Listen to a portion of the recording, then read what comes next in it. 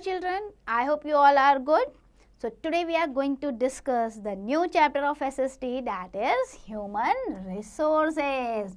तो बारी आ गई आपकी, और इस चैप्टर में हम पढ़ेंगे ह्यूमन रिसोर्सेज क्या होता है, कैसे डेवलप होता है और क्या इसकी इम्पोर्टेंस है। देखो बेटा, ह्यूमन रिसोर्स किसी भी कंट्री के लिए बहुत ज़्यादा ज़रूरी है। क्यों? क्योंकि आज के टाइम पे देखो बहुत सारा काम मशीन पे होता है, ठीक है, एंड हमें क्या चाहिए कि ये मशीन को ऑपरेट करने के लिए कुछ स्किल्ड लेबर की ज़रूरत होती है। मोर ओवर बहुत सारी सर्विसेज हमें प्रोवाइड करनी है। उस सर्विसेज को प्रोवाइड करने के लिए हमारे पास स्किल्ड पर्सन होने चाहिए जो उस सर्विसेज को अच्छे से दे सके। कहने का मतलब ये है, किसी भी देश में अगर लार्ज पॉपुलेशन है तो हमें ये खुश नहीं होना चाहिए अरे वाह बहुत सारे लोग हैं तो काम कर देंगे। लेकिन अगर वो लार्ज पॉपुलेशन स्किल्ड नहीं है, ट्रेंड नहीं है, एजुकेशन नहीं है, क्रिएटिव नहीं है, इंटेलेक्चुअल नहीं है, तो उस पॉपुलेशन की कोई वैल्यू नहीं है ना। फिर वो एक रिस्पॉन्सिबल पॉपुलेशन बनने की बजाय लाइबिलिटी बन जाती है, बोझ बन जाती है। आप कंपेयर करो थोड़ा सा इंडिया को और चाइना को। चाइना की पॉपुलेशन हमसे थोड़ी सी ज़्यादा है। चाइना डेवलप्ड कंट्री है एशिया में रहने के बाद भी, और इंडिया जो है डेवलपिंग कंट्री है। तो कहीं ना कहीं ये इफ़ेक्ट देखने को मिल रहा है कि इंडिया में जो पॉपुलेशन है, जो लोग हैं, they are not able to convert themselves into the human resource. बहुत सारी इंडियन पॉपुलेशन शायद अभी ऐसी है जो अपने आप को कन्वर्ट नहीं कर पाई है स्किल्ड में, ठीक है। अब ज़रूरत क्या है, ह्यूमन रिसोर्स बनेगा कैसे? ह्यूमन रिसोर्स बनाने के लिए एक कंट्री को अपनी पॉपुलेशन में एजुकेशन में इन्वेस्ट करना पड़ेगा, ट्रेनिंग में इन्वेस्ट करना पड़ेगा, एम्प्लॉयमेंट में इन्वेस्ट करना पड़ेगा। So there are so many factors जिसकी वजह से जो पॉपुलेशन होती है, जो ह्यूमन बीइंग होते हैं, अगर वो एजुकेशन, ट्रेनिंग, अपनी एबिलिटीज़ को, अपनी कैपेबिलिटीज़ को, स्किल को इम्प्रूव करते हैं, so they convert themselves into the human resource. तो आज की डिमांड है ह्यूमन रिसोर्स का होना बहुत ज़्यादा ज़रूरी है। Now we are going to discuss the composition of human resource. Human resource की जब हम बात करते हैं तो कौन से कंपोजिशन उसमें आते हैं? सबसे पहले जो आता है ना कंपोजिशन ऑफ ह्यूमन रिसोर्स, उसमें हम ratio of age, sex, literacy rate, language, occupation, religion, tribe, ethnicity, ये सारी चीज़ों को कंबाइन करके फिर हम बनाते हैं sex ratio, age structure and literacy rate. इन तीन कैटेगरीज को जब हम डिस्कस करते हैं तो हमारा आता है कंपोजिशन ऑफ ह्यूमन रिसोर्स। तो सबसे पहले हम डिस्कस करेंगे सेक्स रेशियो को। सेक्स रेशियो मीन्स देखो पॉपुलेशन में क्या होता है, मेल फीमेल इस तरीके का हम पढ़ते हैं, transgender. So sex ratio show करता है number of female as compare to the male of that country, कि कितनी जो फीमेल हैं, मतलब लेडीज़ कितनी हैं, विमेन कितनी हैं ओवर द मेन। तो ये हम उसे कहते हैं सेक्स रेशियो पे। So it is defined that the number of female per 1000 male in a particular area in a particular time period.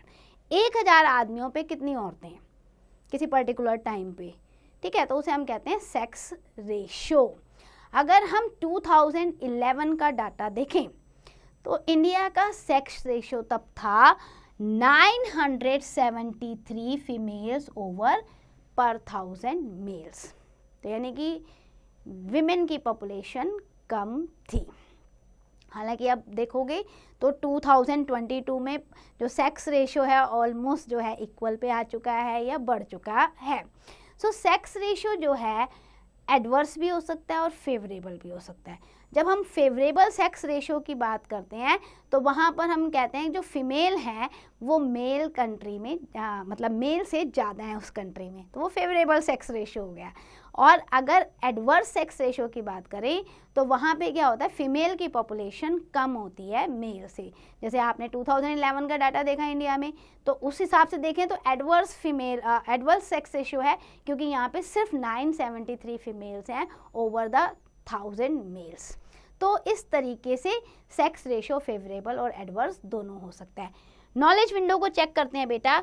Registrar General of India arranges, conduct and analysis the result of demographic surveys of India, जिसमें वो क्या करते हैं, census करते हैं, linguistic Sarves करते हैं। यानी कि इनका काम होता है इंडिया की पॉपुलेशन को काउंट करना, इंडिया के लिंग्विस्टिक सर्वे को करना। तो ये सारा काम जो है रजिस्ट्रार जनरल ऑफ इंडिया करते हैं। अब हम जाते हैं causes of adverse sex ratio in India में। इंडिया में क्या प्रॉब्लम थी कि जो 2011 का डाटा ये कह रहा है कि भैया फीमेल कम होती जा रही हैं। सो प्रॉब्लम ये थी कि नंबर 1, फैमिलीज में गर्ल्स चाइल्ड को जो है प्रेफर किया नहीं जाता था, वेलकम किया नहीं जाता था, मेल डोमिनेंट सोसाइटी है। Then some girl childrens are killed before and after the birth, यानी कि फीमेल फीटिसाइड भी था और फीमेल इन्फेंटिसाइड भी इंडिया में प्रिवेल कर रहा था। Then large number of young women die at the time by giving the birth to the children, यानी इतनी ज़्यादा मेडिकल फैसिलिटीज़ नहीं थी कि जब बेबी को बर्थ देती थी विमेन, उस टाइम पे बहुत ज़्यादा डेथ हो जाती थी। तो ये एक एडवर्स फैक्टर थे जिसकी वजह से सेक्स रेशियो इंडिया में कम हो रहा था। अब हम बात करते हैं next factor, that is the age structure, जो कंपोजिशन में, पॉपुलेशन कंपोजिशन में बहुत बड़ा योगदान इसका भी है। एज स्ट्रक्चर को अगर हम देखें तो it determines the population, the number of people available for the working in the country. हम एज स्ट्रक्चर को बेटा कैटेगराइज करते हैं। जो सबसे पहले कैटेगराइज होता है 0 to 14 ईयर का ग्रुप। भाई देखो 0 to 14 ईयर का ग्रुप जो है वो प्रोडक्टिव नहीं है, यानी कि हम उससे काम नहीं करा सकते हैं। 15 to 64 ईयर का जो है एडोलसेंट ग्रुप जिसे हम कहते हैं, ये प्रोडक्टिव है, ये एम्प्लॉयमेंट में होता है। 65 प्लस ईयर के जो लोग होते हैं इन्हें हम एजेड लोग कहते हैं। Government of India has prohibited the sex determination test. अच्छा, यहाँ पे नॉलेज विंडो में ये दिया है कि गवर्नमेंट ऑफ इंडिया ने स्ट्रिक्ट रूल रेगुलेशन बना दिया है जिससे जो है फीमेल फिटिसाइड्स को कम कर दिया जा सके। अब वापस चलते हैं हम इन 3 कैटेगरीज पे एज स्ट्रक्चर की। फर्स्ट कैटेगरी जो 0 to 14 ईयर जो है, इसमें 14 साल तक के बच्चे आते हैं जिन्हें हम वर्किंग में नहीं डाल सकते, जो हमारे लिए रिस्पॉन्सिबिलिटी है, जिनको पढ़ाना लिखाना बहुत ज़्यादा ज़रूरी है। सेकेंड कैटेगरी जो हमारी आती है 15 to 64 की, इसमें क्या होता है बेटा, ये वर्किंग पॉपुलेशन होती है, ये एम्प्लॉयमेंट में इंगेज होती है और ये जो चिल्ड्रन और एजेड दोनों की लाइबिलिटी और रिस्पॉन्सिबिलिटीज़ को संभालती है। थर्ड जो ग्रुप आता है 65 प्लस का, इन्हें हम senior citizen, aged, old age group में कहते हैं। तो फर्स्ट और थर्ड ग्रुप क्या हुआ, डिपेंडेंट ग्रुप, और सेकेंड ग्रुप जो हुआ 15 to 64 का, वो आपका हो गया ऐसा ग्रुप जो इन दोनों की रिस्पॉन्सिबिलिटी को भी संभाला है और अर्न भी कर रहा है। तो जिस देश में इनकी पॉपुलेशन ज़्यादा होती है तो कहा जाता है कि यूथ है, वर्किंग पॉपुलेशन ज़्यादा है। Now moving to the literacy rate. The term literacy जो है refers to the ability to read, write and understand in a simple text, है ना। हम क्या कहते हैं, पढ़ा लिखा कौन है भाई, जो थोड़ा बहुत लिख सके किसी भी भाषा में और समझ सके, बोल सके अच्छे से, तो उसे हम कहते हैं कि लिटरेट पर्सन है। इंडिया में क्या होता है कि लिटरेसी रेट जब हम नापते हैं ना, तो बेटा बड़ा लो लेवल हमने रखा है। हमने ये रखा है कि जो भी बंदा जो 7 साल और उससे ऊपर का है, किसी भी भाषा में लिख सकता है, बोल सकता है, तो उसे हम लिटरेट कहते हैं। लेकिन अगर आप इसी कंपैरिजन को अमेरिका में देखोगे, सो अमेरिका में पता है आपको लिटरेट किसे कहा जाता है, दोज हु आर ग्रेजुएट, यानी कि जिन्होंने कॉलेज पास आउट नहीं किया, वो लोग अमेरिका में अनपढ़ कहलाते हैं, इलिटरेट कहलाते हैं। सोचो, इंडिया में हमने रखा है सिर्फ किसी भी भाषा में लिख ले, पढ़ ले, ओके। तो इस बेस पे अगर हम देखें तो एस्टिमेट किया गया था इंडिया में 2021 में 77.7% इंडिया की जो पॉपुलेशन है वो लिटरेट है, और जिसमें मेल को अगर हम देखें तो 84.7 है, और फीमेल की अगर हम लिटरेसी रेट देखें तो औरतें 70.3 है। यानी कि यहाँ भी अगर आप देखोगे तो थोड़ा सा पिछड़ी हुई हैं औरतें पढ़ाई लिखाई के मामले में। तो हमें ज़रूरत है लिटरेसी रेट को बढ़ाने के लिए। गवर्नमेंट बहुत सारे एफर्ट कर रही है, मिड डे मील प्रोग्राम चला रही है, बेटी बचाओ आंदोलन चला रही है, बेटी पढ़ाओ योजना चला रही है, आंगनवाड़ी प्रोग्राम चला रही है, जिससे कि जो पढ़ाई लिखाई लिटरेसी रेट जो है वो बढ़ सके। अब हम आते हैं डेंसिटी ऑफ पॉपुलेशन पे। ये क्या होता है density of population, number of people living in a per square area, ठीक है, यानी कि मतलब जो ये पर स्क्वायर एरिया ना, इसमें कितने लोग रह रहे हैं उसे हम कहते हैं डेंसिटी ऑफ पॉपुलेशन। अब आप इंडिया में देखोगे ना तो बेशक पॉपुलेशन बहुत ज़्यादा है, लेकिन ये अनइवन डिस्ट्रीब्यूशन है। ये ऐसा नहीं है कि हर जगह आपको इक्वल मिलेगी, क्योंकि there are so many factors which effect the distribution of population. बहुत सारे फैक्टर इंक्लूड होते हैं, लाइक आपके जोग्राफिकल फैक्टर हैं, टेक्नोलॉजिकल डेवलपमेंट है, सोशियो इकोनॉमिक फैक्टर है। इन सबको ध्यान में रखकर किसी एरिया की पॉपुलेशन जो है बढ़ती और घटती है। आप देखो, सबसे पहले हम जोग्राफिकल फैक्टर्स को डिस्कस करते हैं। जोग्राफिकल फैक्टर्स बहुत ज़्यादा अफेक्ट करता है किसी भी पॉपुलेशन को सेटल करने के लिए। आपका क्या होता है, देखो जोग्राफिकल फैक्टर में हम ये देखते हैं कि प्लेन एरिया है या माउंटेनियस रीजन है, यानी कि रिलीफ फीचर। लोग सबसे ज़्यादा प्लेन एरिया में रहना चाहते हैं क्योंकि वहाँ पे हर चीज़ की फैसिलिटीज़ होती है। हाई माउंटेन पे कोई नहीं रहना चाहता, बिल्कुल ड्राई डेजर्ट रीजन में कोई नहीं रहना चाहता, तो वहाँ पॉपुलेशन कम हो जाती है। फिर हम क्लाइमेट देखते हैं वो सूटेबल है कि नहीं, नेचुरल वेजिटेशन वहाँ पे कैसी है, सॉइल फर्टिलिटी, पानी की अवेलेबिलिटी है या नहीं, इन सारे फैक्टर्स को हम देखते हैं। यानी कि availability of water, availability of mineral, fertility of soil, natural vegetation, ये सारा देखने के बाद जो है ना लोग सेटलमेंट करते हैं, यानी कि वो कोशिश करते हैं कि हम इस एरिया में रहें जहाँ पे हमें ये सारी चीज़ों की अवेलेबिलिटी हो। तो इसीलिए जो नॉर्दर्न प्लेन है ना वो ज़्यादा डेंसली पॉपुलेटेड है इंडिया में as compare to desert and mountainous region. Then हम दूसरा फैक्टर अगर देखें तो सोशियो इकोनॉमिक फैक्टर्स आते हैं जिससे भी डिस्ट्रीब्यूशन पॉपुलेशन की इफेक्ट होती है। यानी कि हम देखते हैं डेवलपमेंट, कि उस एरिया में कितना डेवलपमेंट है, एम्प्लॉयमेंट अपॉर्चुनिटीज़ है या नहीं है, तो लोग क्या करते हैं वहाँ माइग्रेट होना शुरू हो जाते हैं। जैसे आप देखो आपकी जो 4 मेट्रोपॉलिटन सिटीज़ हैं, है ना, आपका कैलकाटा हो गया, मुंबई हो गया, चेन्नई हो गया, दिल्ली हो गया, ये ओवर पॉपुलेटेड है क्योंकि लोगों को लगता है यहाँ पे डेवलपमेंट और एम्प्लॉयमेंट अपॉर्चुनिटीज़ बहुत ज़्यादा मिल रही है, तो लोग वहाँ माइग्रेट होते हैं। देन थर्ड हम देखते हैं इसी में डेवलपमेंट के बाद अर्बनाइजेशन एंड सिविक फैसिलिटीज़, के शहर कितने डेवलप हो चुके हैं। स्पेशली रूरल एरिया से जो लोग आते हैं वो ये देखते हैं कि यहाँ पे हमें सारी पानी की, पढ़ाई की, मेडिकल फैसिलिटीज़ सब मिल रही हैं, तो इसलिए जहाँ पे ये सारी फैसिलिटीज़ है लोग वहीं पे जाके सेटल होना शुरू हो जाते हैं। अब थर्ड फैक्टर की अगर हम बात करें तो favourable government policy and law and order situation. देखो बेटा, जहाँ लॉ एंड ऑर्डर सिचुएशन अच्छी नहीं होगी, रोज़ दंगे फसाद हो रहे हैं, रोज़ लड़ाई झगड़ा हो रहा है और लोग शांति से नहीं रह पा रहे, सो लोग वहाँ पे नहीं रहना चाहेंगे। वो ऐसी जगह पे रहेंगे जहाँ पे गवर्नमेंट ने ऐसी स्ट्रिक्ट और फेवरेबल पॉलिसी बना रखी है जहाँ लोग मिलजुल के प्यार से पीसफुल इन्वायरमेंट में रह रहे हैं, लोगों की लाइफ की सिक्योरिटी है, तो इसको भी देखते हैं और फिर पॉपुलेशन जो है डिस्ट्रीब्यूट होती है। अब हम बात करते हैं स्पेशल पॉपुलेशन डेंसिटी की। जब स्पेशल की बात आती है तो population density varies from place to place. मैंने आपको पहले ही बोला इतने सारे फैक्टर दिखता है, उसके बाद ही लोग सेटल होते हैं। 90% अगर आप वर्ल्ड की पॉपुलेशन देखोगे तो आपको नॉर्दर्न हेमिस्फीयर में मिलेगी, और उसमें भी 60% live just between the latitude of 10 degree to 40 degree. Northern hemisphere जो है आपका वहाँ मिल जाएगी, क्योंकि यहाँ पे ये सारा सुटेबल क्लाइमेट वगैरह सब कुछ मिल रहा है। द लीस्ट क्राउडेड अगर आप देखोगे तो साउथ अमेरिका में पॉपुलेशन कम है, ऑस्ट्रेलिया में पॉपुलेशन कम है, अफ्रीका के बहुत सारे पार्ट में पॉपुलेशन कम है। अब अगर इस व्यू पॉइंट को आप देखते हो ना पॉपुलेशन डेंसिटी के लिए, तो आप ये कह सकते हो कि हम पॉपुलेशन डेंसिटी को 3 कैटेगरी में डिवाइड कर सकते हैं। Areas of high population density जहाँ पे है, areas of moderate density and areas of sparse density. तो सबसे पहले बात करते हैं जहाँ पे हाई डेंसिटी है, मतलब पर स्क्वायर यार्ड में बहुत सारे लोग रहते हैं, तो ऐसी एरिया कौन सी होंगी, रिवर साइड की फर्टाइल एरिया होंगी, है ना, प्लेन एरिया होंगी जहाँ इंडस्ट्रियलाइजेशन, अर्बनाइजेशन बहुत तेज़ी से हो रखा है।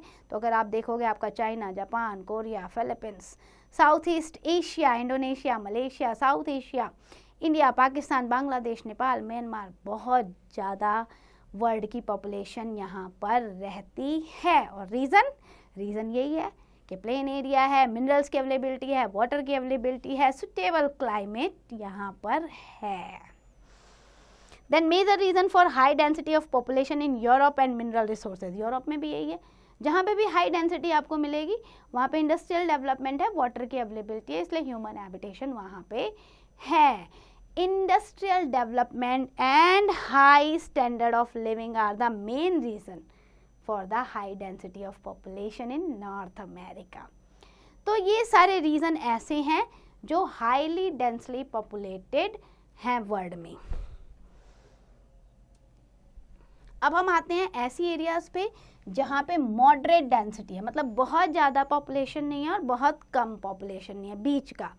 तो यहाँ पे क्या होता है, यहाँ जो मॉडरेट डेंसिटी होती है पॉपुलेशन की, that are not constant belt of the countries और कॉन्टिनेंट। क्या होता है यहाँ पे इनहैबिटेंट्स जो होते हैं, they are some development has been take place. उन्हें ये लगता है कि कुछ डेवलपमेंट हो गई है एग्रीकल्चर में, इंडस्ट्रीज़ में, तो यहाँ पे रह सकते हैं। जैसे डेल्टा रीजन है नाइल रिवर का, आपका मेडिटेरियन रीजन है, मोरक्को, अल्जीरिया, यूफ्रेट्स नदी के किनारे, तो यहाँ पे जो है मॉडरेट टाइप की पॉपुलेशन आपको मिलेगी। लो डेंसिटी की अगर हम बात करें तो ऐसी एरिया जो बिल्कुल ही एडवर्स क्लाइमेट है, फैसिलिटीज़ बिल्कुल भी नहीं है, तो वहाँ पे आपको बहुत कम पॉपुलेशन मिलेगी। जितने भी आपके डेजर्ट रीजन है, आपका अरेबियन डेजर्ट, गोबी डेजर्ट, आपका हो गया अंटार्कटिका रीजन, टुंड्रा रीजन, तो यहाँ पे आपको पॉपुलेशन बहुत कम मिलेगी। अब हम बात करते हैं पॉपुलेशन डेंसिटी इन इंडिया। आप ये देख रहे हो पूरा मैप इंडिया का, तो यू कैन सी ये आपका जो पिंक कलर आपको दिख रहा है ना, दिस टाइप वाला कलर्स, ये आप देखो हाईली डेंसली पॉपुलेटेड एरिया है। यानी इंडिया में भी अगर आप पॉपुलेशन देखोगे तो वो अनइवन है। In India there are some region which are more densely populated अगर आप दूसरे उससे करते हो। क्यों? क्योंकि यहाँ पे जोग्राफिकल फैक्टर अच्छा है, सोशियो इकोनॉमिक फैक्टर अच्छा है, तो लोग यहीं रहेंगे। आप देखो इंडिया का एक हिस्सा ऐसा है जहाँ पे बिल्कुल स्पार्सली पॉपुलेशन है, बहुत कम पॉपुलेशन आपको मिलेगी। अरुणाचल प्रदेश में 17% पर स्क्वायर किलोमीटर रहते हैं, तो क्या हुआ, लीस्ट पॉपुलेशन एरिया हो गई। और आप वेस्ट बंगाल में चलो, वेस्ट बंगाल में आपको 1106 लोग, 1106 पर्सन पर स्क्वायर किलोमीटर रहते हैं। वो बताओ भाई डिफरेंस कितना ज़्यादा है। अरुणाचल प्रदेश में 17 पर स्क्वायर यार्ड में, और वहीं वेस्ट बंगाल में 1106 लोग, तो यहाँ पे डेंसिटी ज़्यादा हो गई कि नहीं हो गई। तो इस वजह से कि भाई वहाँ पे आपको अवेलेबिलिटी जो मिल रही है ना, फेवरेबल सिचुएशन मिल रही है, इसलिए लोग वहाँ पर रह रहे हैं। देन पॉपुलेशन ग्रोथ अगर हम देखें वर्ल्ड में, तो population can increase and decrease in the country, और ये फैक्टर डिपेंड करता है बर्थ रेट पे, डेथ रेट पे और माइग्रेशन पे। बर्थ रेट होता है कि भाई पर 1000 पे कितने लाइव बर्थ हैं। डेथ रेट होता है पर 1000 पे किसी पर्टिकुलर ईयर पे कितनी डेथ हुई हैं। और माइग्रेशन आपका होता है कि विद इन द कंट्री और आउट ऑफ द कंट्री हो सकता है। तो ये फैक्टर्स होते हैं जो किसी भी पर्टिकुलर एरिया की पॉपुलेशन ग्रोथ पे डिपेंड करते हैं। देखो बेटा, अगर बर्थ रेट ज़्यादा है, डेथ रेट कम है, तो पॉपुलेशन बढ़ेगी। ओके, माइग्रेशन दूसरे देशों से ज़्यादा हो रहा है आपके देश में, तो भी पॉपुलेशन बढ़ेगी। लेकिन अगर किसी कंट्री का डेथ रेट ज़्यादा है, बर्थ रेट कम है, लोग मर ज़्यादा रहे हैं, तो पॉपुलेशन घटेगी।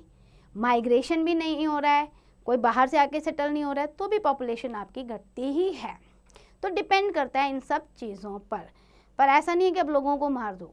डेथ रेट अगर बढ़ रहा है तो ये भी नेगेटिव पॉइंट है कि उस देश में मेडिकल फैसिलिटीज़ अच्छी नहीं हैं। So difference between the birth rate and death rate is known as the natural growth rate. Okay, मान लो बर्थ रेट आपका बढ़ा है 5, डेथ रेट हो गया आपका 2, 5 में से 2 माइनस किया 3 जो आया, that is the natural growth rate. तो ये डिपेंड करता है आपका इन फैक्टर्स पे। टोटल पॉपुलेशन अगर वर्ल्ड की देखोगे तो क्रॉस हो चुकी है 7 बिलियन 2021 में, और out of this population nearly 40% population live in the Asia. सोचो 40% एशियन कॉन्टिनेंट में है, 13% अफ्रीका में है, 12% यूरोप में है, बाकी जो बची खुची हैं वर्ल्ड की अदर कंट्रीज में है। नॉलेज विंडो में चेक करते हैं। According to the US census bureau, the world population would touch 7 billion in 2012 and 2026 तक आते आते ये 8 बिलियन हो जाएगी, 2043 तक आते आते ये 9 बिलियन हो जाएगी। यानी कि लैंड तो नहीं बढ़ रहा, लेकिन पॉपुलेशन का साइज बहुत तेजी से बढ़ता जा रहा है। Now population growth in India की अगर बात करें तो the population of India is more than that of the US, Canada etcetera. हमारी तो पॉपुलेशन बहुत तेज़ी से बढ़ रही है। About 50% of the Indian population live in the 5 states of India. 50% population, Uttar Pradesh, Maharashtra, Bihar, West Bengal, Andhra Pradesh, यहाँ पे बहुत ज़्यादा पॉपुलेशन है। 1/6 of the population live in Uttar Pradesh alone, and population of Delhi is more then combined population of all union territories. So increasing जो population हो रही है ना, इससे क्या है बेटा, प्रॉब्लम्स भी बहुत तेज़ी से बढ़ती हैं, क्योंकि इतनी तेज़ी से अगर पॉपुलेशन बढ़ रही है तो उनके डिमांड को मीट करने के लिए हमारे पास उतने रिसोर्सेज नहीं होते हैं, जिसकी वजह से बहुत ज़्यादा डिसबैलेंस होता है। So it should be checked. हमें ये देखना है कि पॉपुलेशन का ग्रोथ रेट एक प्रॉपर तरीके से होना चाहिए, क्योंकि रिसोर्स बहुत कम है हमारे पास। आप नॉलेज विंडो में देखो, due to the outbreak of कोविड-19 pandemic, 16th Indian census of the 21 census of India has been scheduled to the held up by government of India. अभी क्या है कि 21 में हमारी काउंटिंग होनी थी, लेकिन कोविड आ गया तो काउंटिंग नहीं हो पाई पॉपुलेशन की, सेंसस की। अभी क्या है, गवर्नमेंट ऑफ इंडिया अब स्टार्ट करी है 23-24 में हमें कंप्लीट करनी है अपनी काउंटिंग कि अब इंडिया की पॉपुलेशन कितनी हो चुकी है। So let's do the quick revision what we have discussed in this chapter. Number 1, human resources are very important because they are going to use all the resources properly. 3 important components हमने पढ़े human resources के, sex ratio, as composition जो आपका as structure है, और literacy rate. Sex ratio जो है favourable और एडवर्सली जिसे हम कहते हैं, नॉट फेवरेबल भी हो सकता है। फेवरेबल तब होगा जब फीमेल जो है पर 1000 मेल पे ज़्यादा होंगी। चीफ कॉज जो हमने एडवर्स सेक्स रेशो का डिस्कस किया था वो ये था कि अभी भी मेल डोमिनेंट सोसाइटी है, लोग अभी भी फैमिली में मेल चाइल्ड को प्रेफर करते हैं, और लैक ऑफ मेडिकल केयर है। पॉपुलेशन को हमने 3 ग्रुप्स में डिवाइड किया था इस स्ट्रक्चर के लिए, 0 to 14 group, 15 to 64 year group, 64 year group जिसे हम वर्किंग पॉपुलेशन कहते हैं, यूथ कहते हैं, और 65+ एज ग्रुप सीनियर सिटीजन। फिर हमने लिटरेसी रेट डिस्कस किया था, the ability to read and write in any language, और हमने ये बताया था कि अगर हम इंडिया का देखें 21 का हमारा डाटा ये कहता है 77.7% लोग जो हैं लिटरेट हैं इंडिया में, बहुत कम है लिटरेसी रेट। पॉपुलेशन डिस्ट्रीब्यूशन जो है वो इफेक्ट करती है बहुत सारे फैक्टर पे, geographical, technological development and socio economic factors. Then natural population growth determined by the difference of birth rate और डेथ रेट में क्या डिफरेंस है, that is the natural population growth. So that's end for the chapter. I hope you understand. Please do the exercise carefully.